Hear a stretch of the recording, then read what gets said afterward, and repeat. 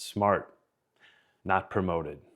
There's a hidden gap between intelligence and impact. That's why the smartest people on the team are often the ones passed over. I'm Michael Bruner.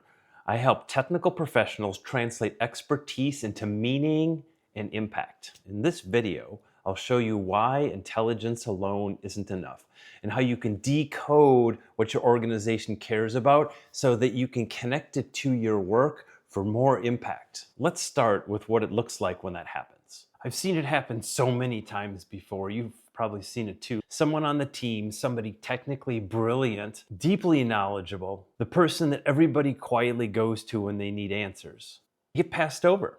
They get passed over again. And the promotion goes to somebody who has less depth, somebody with less rigor, less years of experience, fewer years in the trenches. And if you're being honest, you've seen it too. The person who got the role isn't completely incompetent. They speak up in meetings.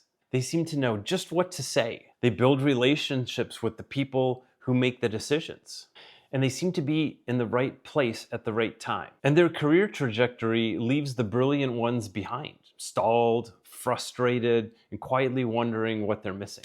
Here's what makes it genuinely painful. The technical professional wasn't wrong. In fact, sometimes their ideas are better. Their analysis, oftentimes more rigorous. In fact, they may have a superior solution that they're putting on the table. People don't get them, and their ideas don't land. Here's the hard truth. Impact equals ideas times implementation.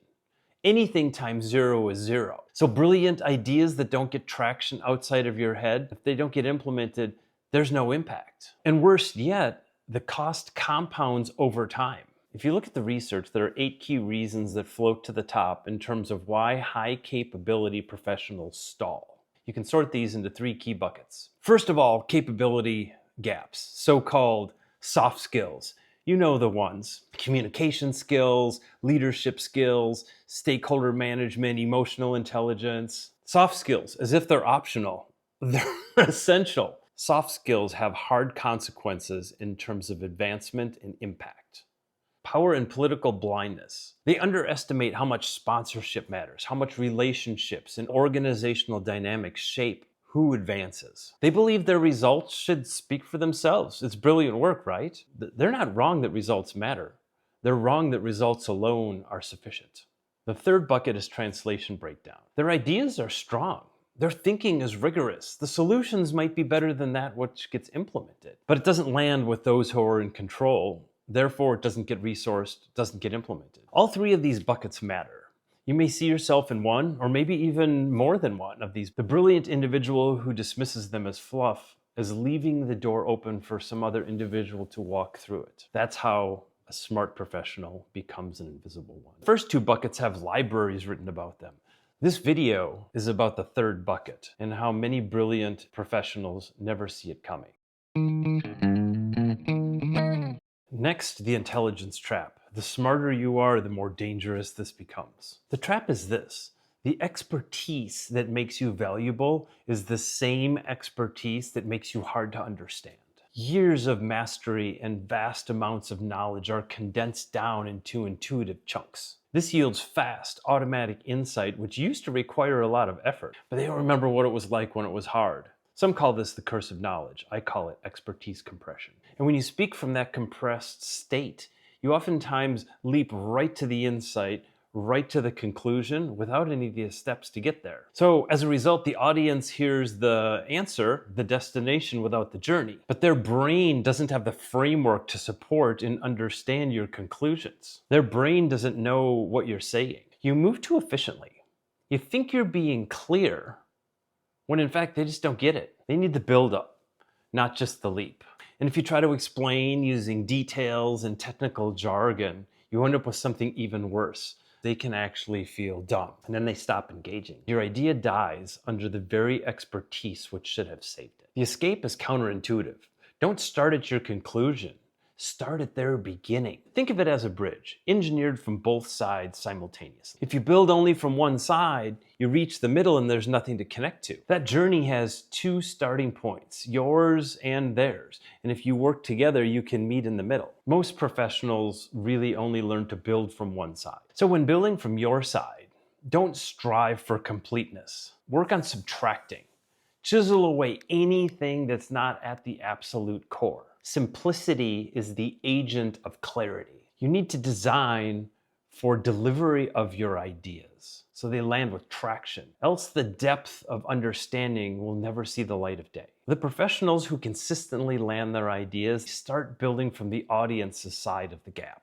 They seek to understand before they seek to be understood. They ask first what the audience is ready to receive, not necessarily what they want to say. Understanding what your audience is ready to receive, it may sound so simple, but the reality is most professionals are not trained this way. And in fact, the gap that it creates is often invisible. The shift starts here. Instead of thinking about what you want to say, start thinking about what the audience is ready to hear, framing your idea in a way that their brain is ready to receive, not in the way that your brain wants to send it. Anchoring means finding out what your audience already believes, what they already care about, what they already have in mind, and anchoring your idea to that. Have you ever been to a silent disco? Everyone has these headphones on and they're all tuned into music coming from different DJs. You're enjoying the music and all of a sudden the people around you are moving to something completely different. They're not distracted, they're locked in to a different channel. That's what happens in most high stakes meeting. Your audience isn't ignoring you, they're tuned in. But they're tuned into a different set of priorities. They have their own agenda, their own pressures, their brain is already full. They're tuned into their own frequency. You could be broadcasting clearly, but they're on a different channel. When you finally change to their channel, the context changes. All of a sudden you understand what they're moving to and what's driving them. That opens the door of opportunity for you to express your ideas in a way that resonate and land. All of a sudden, we have minds that are on the same channel, moving in the same direction. Changing channels is not accidental. It's really about knowing what frequency to tune into before you walk in the room. Knowing you need to change channels is one thing. Finding the right frequency, though, is another. Complex organizations aren't completely rational.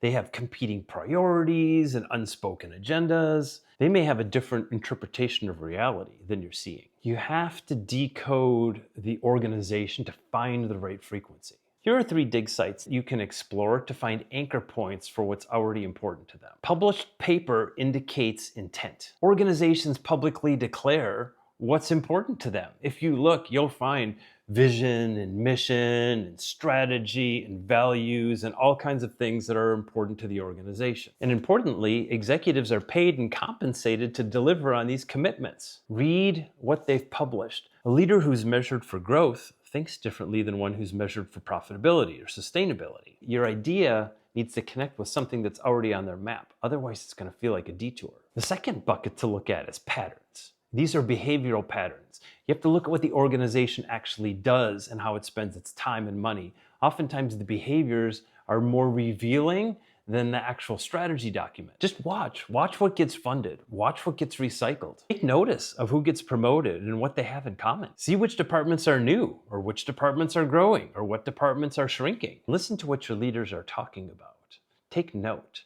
The signals are hidden in plain sight, and most professionals just walk by them each day. When you learn to read them, you stop guessing and you start knowing. The third bucket is passions and pitfalls. This is kind of where you need to go down beneath the surface. Every executive is simultaneously chasing something and protecting something or resisting something. Their passions are the aspirations that animate them, the transformation they believe is possible, the legacy that they want to leave. Their pitfalls are the tensions that they're living with, real and palpable. These are the real risks that are on the table.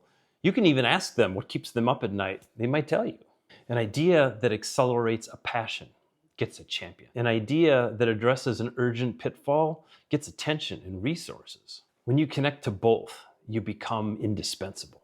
This is human-centric work. Curiosity over certainty. Listening and leaning in versus talking. It's about reading between the lines more than it is about reading the data.